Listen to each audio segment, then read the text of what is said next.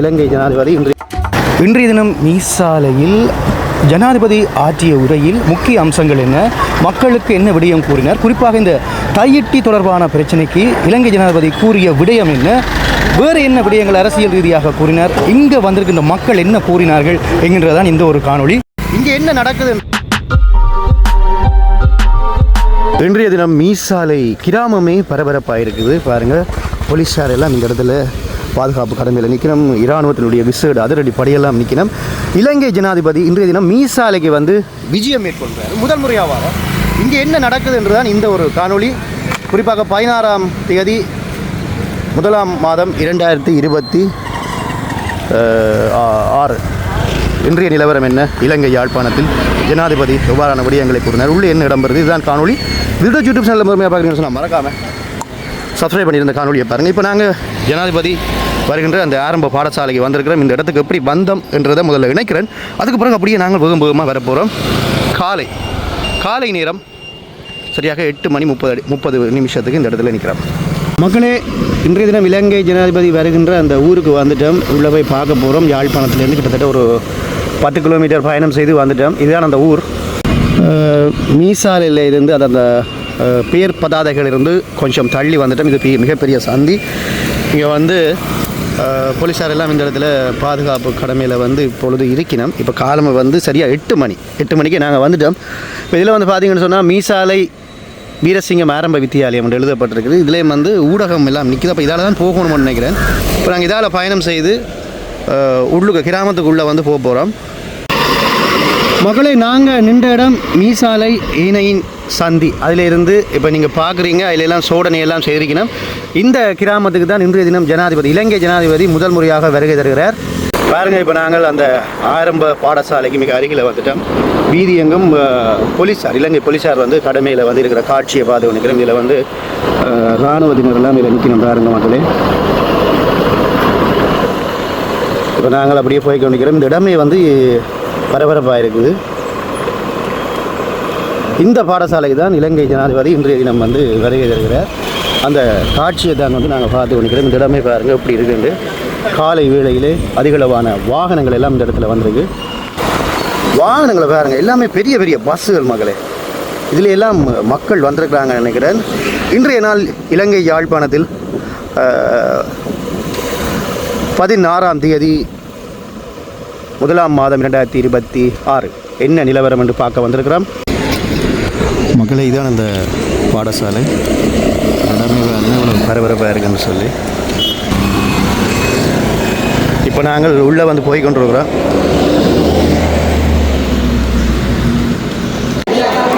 மக்களே, இப்போ நாங்கள் உள்ளே வந்துட்டோம். காலை நேரத்திலே பாருங்கள் இவ்வளவு மக்கள் இந்த பகுதிக்கு வந்திருக்காங்க.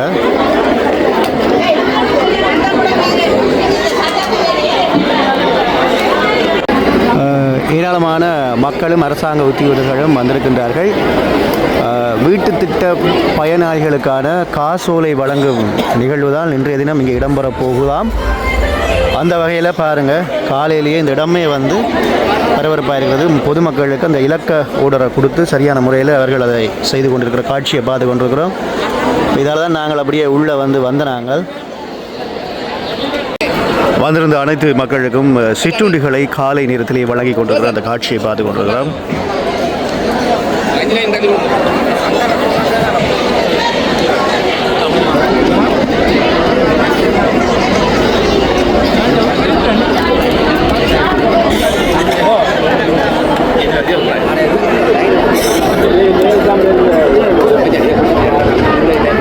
ஐயா, என்னென்ன தந்திரிக்கு நாங்கள் காட்டுங்க பாப்போம்.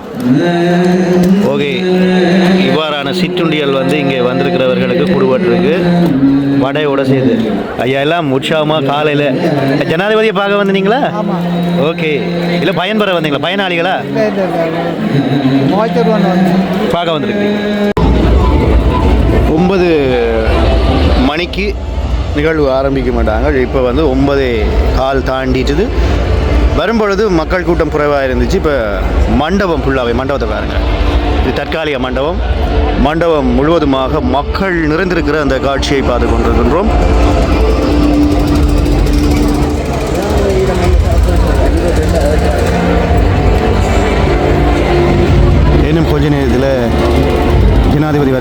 காட்சியை பார்ப்பதற்காக மக்கள் காத்து கொண்டிருக்கின்றார்கள். மக்கள் நீண்ட நேரமாக இருக்கிறார்கள். வணக்கம் ஐயா, எந்த ஊரில் இருந்து வந்துருக்கிறீங்க? ஹைட்ஸில் இருந்து வந்திருக்கிறீங்க. ரைட். இப்போ என்ன விடயமாக நீங்கள் இங்கே வந்திருக்கிறீங்க? வீட்டு திட்டம் வந்து உங்களுக்கு தர போகிறாங்க. ஓகே. இது மழையால் சேதமடைஞ்ச வீடா அல்லது யுத்தத்தாலையா? வீடே இல்லை. ஓகே, நன்றி. இதே மாதிரி நிறைய மக்கள் இங்கே வந்திருக்கிறாங்க. 9 மணி 44 இப்பொழுது ஜனாதிபதி வந்ததாக மக்கள் அனைவருமே இந்த இடத்துல எழுந்து நிற்கின்றார்கள்.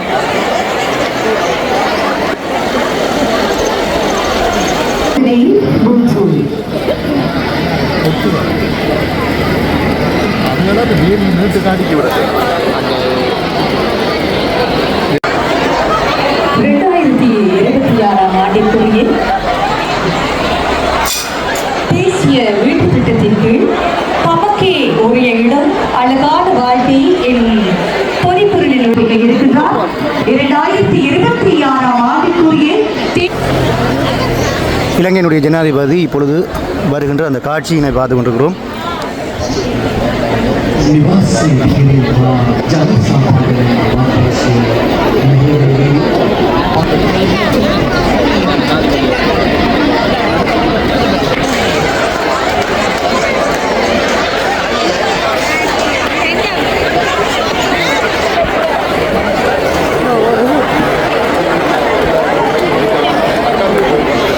மக்களுக்கு கை கொடுத்த வண்ணம் இலங்கை ஜனாதிபதி நடந்து செல்கின்ற அந்த காட்சியினை பார்த்து கொண்டிருக்கிறோம்.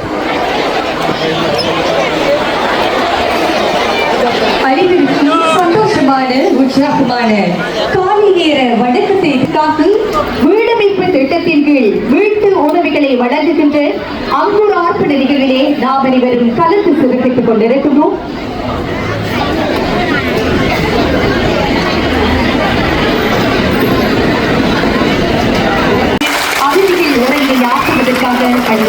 இலங்கை ஜனாதிபதி மீசாலையில் ஆற்றிய உரையினை நாங்கள் இப்பொழுது கேட்கப் போகின்றோம்.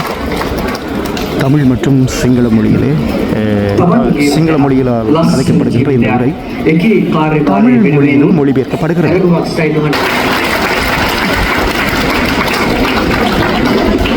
வணக்கம்.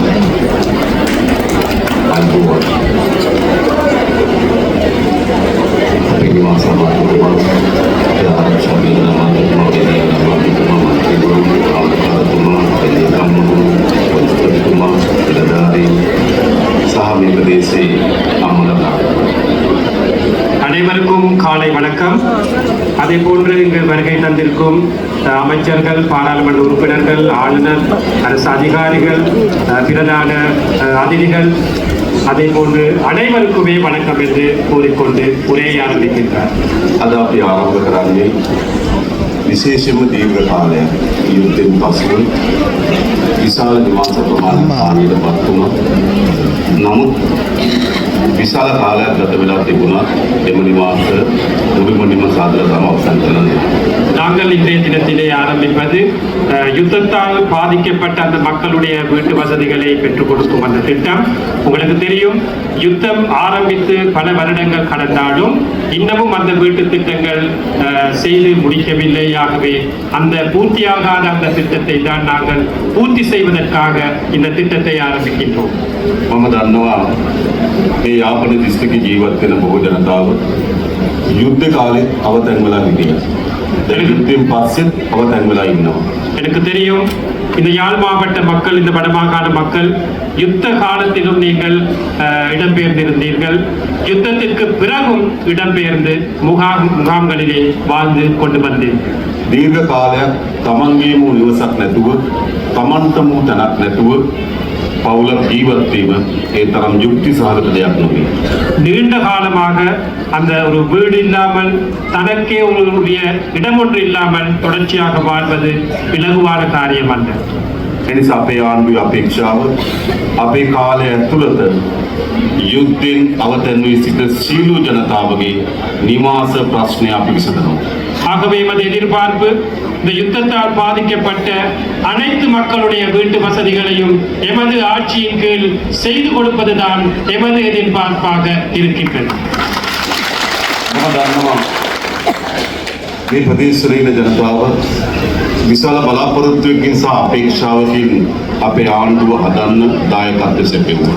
எங்களுக்கு தெரியும் இந்த பகுதியிலே மக்கள் பெரியதொரு எதிர்பார்ப்புடன் எமது ஒரு ஆட்சி அமைப்பதற்கு நீங்கள் முன்வந்தீர்கள். සැලකිය ප්‍රමාණයකට සාමාන්‍යයෙන් තිබුණු මේ පළාත්වල තියෙන ආණ්ඩුවත් එක්ක විරුද්ධ තියෙන ආණ්ඩුවත් එක්ක එකඟ නොවන මතවාදයක් තමයි දීර්ඝ කාලයක් තිස්සේ තිබ්බේ. எங்களுக்கு தெரியும் நீண்ட நாட்களாக இந்த பகுதியிலே இருந்த அரசியல் என்பது அரசாங்கத்திற்கு எதிரான கருத்துக்களை சொல்லும் எதிரான ஒரு நிலைப்பாட்டில் இருந்த அரசியல் தான் இந்த பகுதியிலே கணிசமான அளவு காணப்பட்டது. මොකද ඒක වැරදි නෑ. அது தவறில்லை. ආණ්ඩුව ජාතිවාදය පෝෂණය කරනවා නම් அரசாங்கம் இனவாதத்தை போஷிப்பதானால், ආණ්ඩුව ජනතාවගේ දීපල හොරකම් කරනවා නම් அரசாங்கம் மக்களுடைய சொத்துக்களை களவெடுப்பதானால், ආණ්ඩුව පොදු ජනතාව ගැන කල්පනා කරන්නේ නැත්නම් அரசாங்கம் பொதுமக்களை பற்றி சிந்திக்காமல் இருப்பதானால், ආණ්ඩුව ඒ අය ගැන විතරක් නම් කල්පනා කරන්නේ அரசாங்கம் தம்மை பற்றி மட்டுமே சிந்திப்பதானால், ජනතාව සහ ආණ්ඩුව ඈත්වීම වළක්වන්න බැහැ. அரசாங்கமும் பொதுமக்களும் விலகுவதை நாங்கள் எங்களுக்கு தடுக்க இயலாது. ඇයි ඒවා ජනතාවට විරුද්ධ ආණ්ඩුව? ஏனென்றால் அவை அனைத்துமே அரசாங்கத்துக்கு எதிரான அரசாங்கங்களாக தான் காணப்பட்டது. ගැටුම් හදන ආණ්ඩුව. முரண்பாடுகளை ஏற்படுத்தும் அரசாங்கங்கள், තමන් සහ තමන්ගේ පවුලේ වෙනුවෙන් විතරක් හදාගන්න ආණ්ඩුව. தங்களையும் தமது குடும்பத்தை பற்றி சிந்திக்கும் அரசாங்கங்கள். හැබැයි ලංකාවේ පළමු වතාවට ආණ්ඩුවක් හැදලා තිබෙනවා මේ රටේ පොදු ජනතාවගේ ආණ්ඩුව. ஆகவே இலங்கை வரலாற்றிலே முதல் தடவையாக ஒரு அரசாங்கம் அமைக்கப்பட்டிருக்கின்றது. பொதுமக்களுடைய ஒரு அரசாங்கம் அமைத்திருக்கின்றது. මා දන්නා මැතිවරණයන් විදිහේ ජනතාව තුළ විශේෂ මුතුගේ ජනතාව තුළ අපි පිළිබඳ යම් කුකුසක් දෙගිඩියාවක් සැකයක් තියෙන්නේ නැති. விசேடமாக கடந்த காலங்களிலே அரசியல் எடுத்துக்கொண்டால் இங்கு வாழும் மக்கள் மத்தியிலே எமது கட்சி தொடர்பான ஏதாவது சந்தேகங்கள் காணப்பட்டிருக்கின்றன. අපි බලයට ගේන ඡන්දෙ දුන්නත් යම් සැකයෙන් යුතුව ඡන්දෙ දෙන්නේ නැති. எம்மை ஆட்சிக்கு அமர்த்துவதற்கு வாக்களித்தாலும் ஒரு சந்தேகத்தில் வாக்களித்திருப்பீர்கள். දැන් අපේ ආණ්ඩුව හදලා අවුරුද්දකට ටිකක් වැඩි කාලයක් ගත වෙලා තියෙනවා. இன்று அரசாங்கத்தை அமைத்து ஒரு வருடத்திற்கு சற்று அதிகமாக இருக்கின்றது. තවත් සැකයක් තියනවාද? இன்னும் அந்த சந்தேகம் இருக்கா?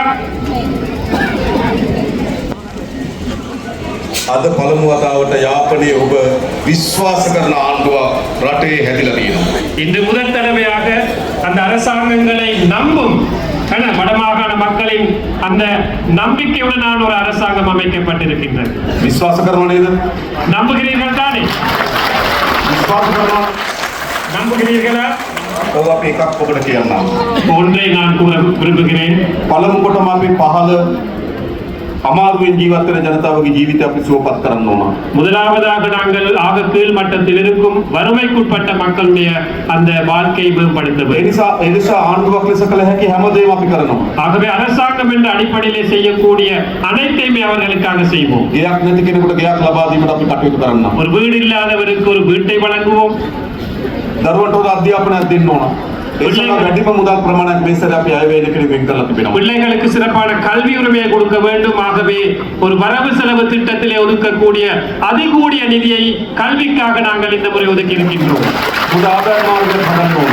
சிறந்த ஒரு வருமான வழியை நாங்கள் ஏற்படுத்தணும். විශේෂයෙන් ගත්තොත් කෘෂි කර්මාන්තය, விசேடமாக விவசாயத்துறை, පොල් කර්මාන්තය, தென்னை பயிற்சிகை, දීවර කර්මාන්තය, கடற்தொழில்துறை, සහ කුඩා සුළු කර්මාන්ත சிறு சிறு கைத்தொழில்களை මේ ප්‍රදේශවල ජනතාවගේ ප්‍රධාන ජීවනෝපාය බවට පත් වෙලා තිබෙනවා.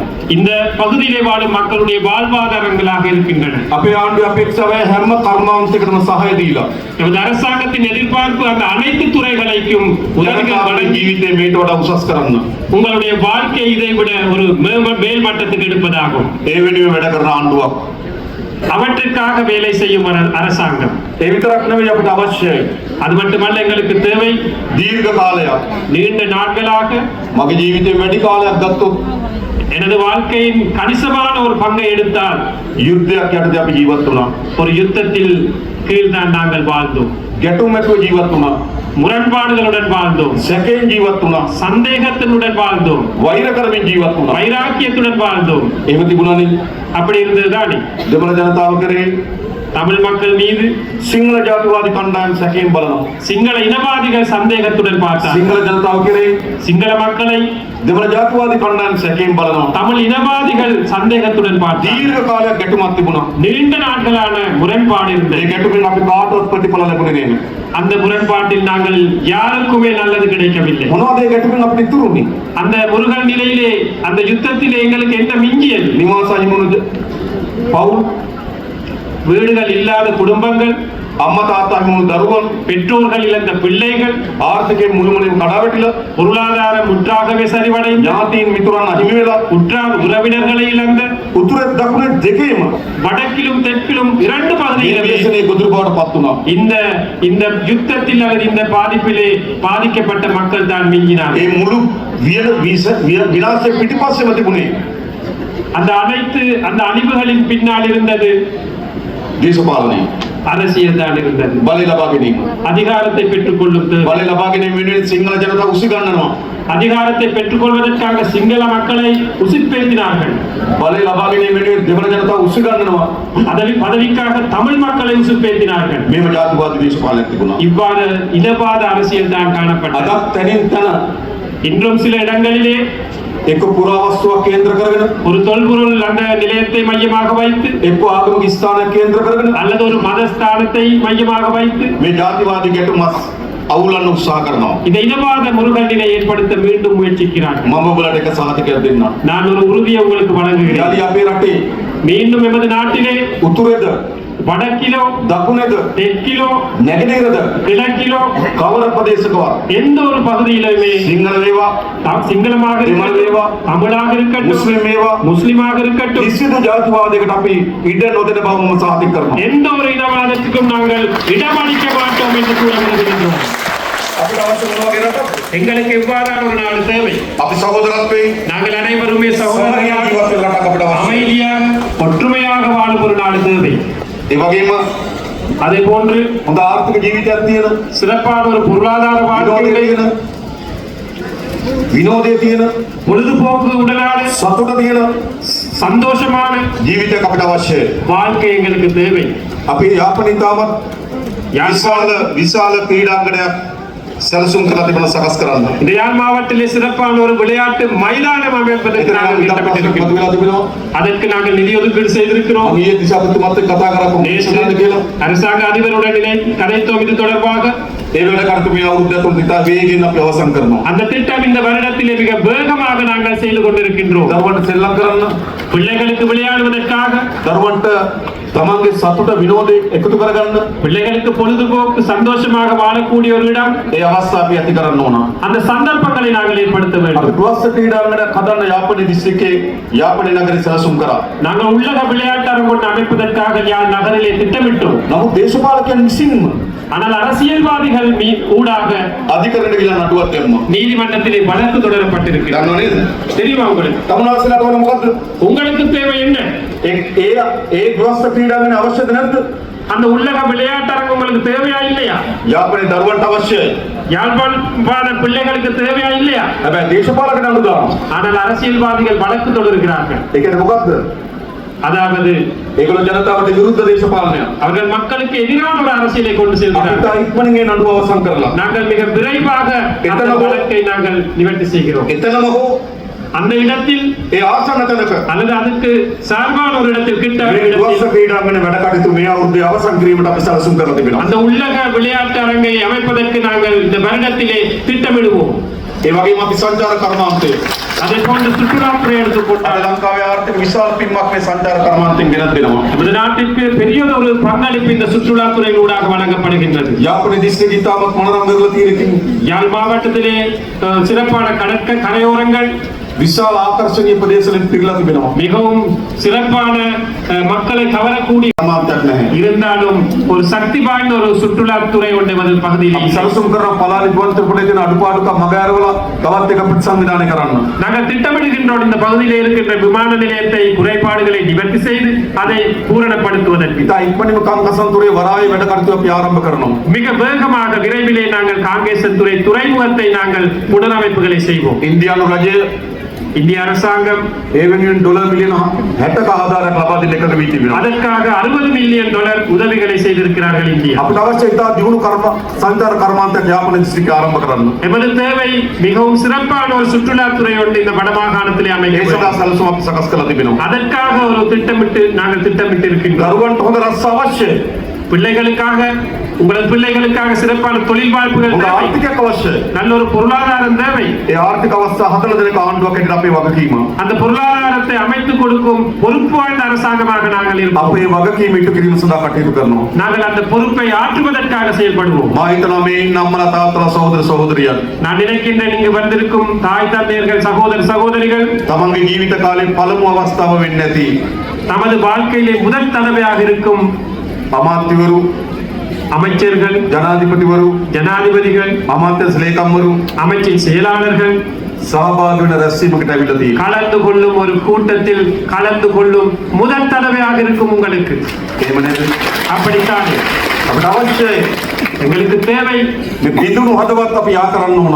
இந்த சிதறிக்கப்பட்ட மனங்களை உள்ளங்களை ஒன்று சேர்க்க வேண்டும். සැකේ අවිශ්වාසය තුරන් කරන්න ඕන. சந்தேகத்தை இல்லாதொழிக்க வேண்டும். අපේ පරම්පරාව යුද්ධ කරගත්තා. எமது பரம்பரை யுத்தம் செய்து கொண்டார்கள். අපේ පරම්පරාව ගැටුම් නැති කරගත්තා. எமது பரம்பரை முருகன் நிலை ஏற்படுத்திக் අපේ கொண்டார்கள். දරුවන්ගේ පරම්පරාවට எமது பிள்ளைகளின் பரம்பரை ගැටුම් නැති වෙන රට முருகன் இல்லாத ஒரு முரண்பாடுகள் இல்லாத ஒரு நாடு, யுத்தம் இல்லாத ஒரு நாடு, සමගින් ජීවත් වෙන රටක් අපි හදන්න ඕන. ஒற்றுமையாக வாழக்கூடிய ஒரு நாட்டை அமைக்க ඒ වෙනුවෙන් வேண்டும். අපි හැමදෙනාම එකතු වෙන්න ඕන. அதற்காக நாங்கள் அனைவரும் ஒன்று சேர வேண்டும். විශ්වාස කරන අම්මලා තාත්තලා සහෝදර සහෝදරියන් நாங்கள் நம்புகின்றோம் இந்த தாய் தந்தையர் சகோதர சகோதரிகள் அனைவரும் නිර්භීත පියවරක් ගත්තා. ஒரு துணிச்சலான ஒரு முடிவெடுத்தீர்கள். දැකලා නැති අපිව எம்மை பார்க்காத எம்மை பற்றி අහලා නැති நம்பி, අපිව தெரியாத எம்மை நம்பி විශ්වාස කරලා අපිට එකතු වෙලා ඉන්නවා. நம்பிக்கையுடன் நம்முடன் ஒன்று சேர்ந்திருக்கிறீர்கள். අපි ආණ්ඩුව හදාගන්න මැදිහත් වෙලා තිබෙනවා. நாங்கள் அரசாங்கத்தை அமைப்பதற்கு ஒன்று சேர்ந்திருக்கின்றோம். එහෙනම් අනෙක් පස්සෙන් අපිට තියෙන බැඳීම මොකද්ද? மறுபுறத்திலே எமக்குள்ள உடன்பாடு என்ன? ඔයගොල්ලෝ අපේ කරේ විශ්වාසයට බලලා තිබෙනවා. நீங்கள் எம்மை பற்றி நம்பி இருக்கிறீர்கள். මොකද අපිට තියෙන බැඳීම? என்ன எங்களுக்கும் உங்களுக்கும் உள்ள தொடர்பு? ඔබ අප කරේ තබන විශ්වාසය நீங்கள் எம் மீது வைத்திருக்கும் இந்த நம்பிக்கை කිසිසේත්ම පළුදු වෙන්නේ නැතුව ஒருபோதும் பழுதடையாமல் சிதறிக்காமல் තව තවත් විශ්වාසය இன்னும் நம்பக்கூடிய வகையிலே அன்பு, ලෙන්ගතුකම ஆதரவு, වර්ධනය වෙන ආණ්ඩුවක් வலுவூட்டும் அரசாங்கமாக වර්ධනය වෙන නායකයින් மேம்படுத்துவதற்கான தலைவர்களாக තමුන්නාන්සලා අපි අත්තරලා යන්නේ නැහැ වගේම நீங்கள் எம்மை விட்டு விலக மாட்டீர்கள் என்ற அதே நேரம் අපි තමුන්නාන්සලා අත්තරලා යන්නේ නැහැ. நாங்கள் ஒருபோதும் உங்களையும் கைவிட மாட்டோம் என்று கூற விரும்புகின்றோம். අපි එකතු වෙලා වෙන ප්‍රාර්ථනා. நாங்கள் அனைவருமே ஒன்று சேர்ந்து இந்த நாட்டை கட்டியிருக்கிறோம். அதற்காக உங்கள் அனைவருக்கும் සහෝදරත්වයෙන් ஒற்றுமையாக අරමුණක් සහිතව ஒரு குறிக்கோளுக்காக එකතුව වැඩ කරමු කියලා ඉල්ලා සිටිමින් මා අතර වෙනවා. බොහොම ස්තුතියි. நன்றி. ஒன்று சேர்ந்து செயல்படுவோம் என்று கூறிக்கொண்டு தனது உரையை முடித்துக் கொள்கின்றார். உங்கள் அனைவருக்கும் நன்றி, வணக்கம் என்று கூறிக்கொண்டு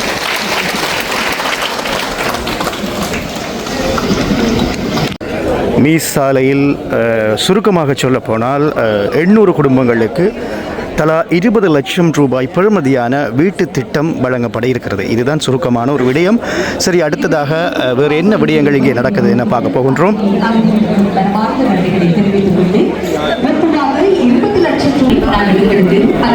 இப்பொழுது 3 லட்சம் பெறுமதியான காசோலைகள் இங்கே வந்திருக்கின்ற மக்களுக்கு வழங்கப்படுகின்ற அந்த காட்சியினை பார்த்து கொண்டிருக்கின்றோம். அதற்கு பிறகு இந்த கூட்டம் முடிந்த பிறகு இலங்கை ஜனாதிபதி அங்குள்ள மக்களோட கதைத்து கைகுலுக்கி கதைக்கின்ற அந்த காட்சியினை பார்த்து கொண்டிருக்கின்றோம். இங்குள்ள மக்கள் இந்த நிகழ்வுக்கு வந்திருந்த காட்சியினை பதிவு செய்திருந்தேன்.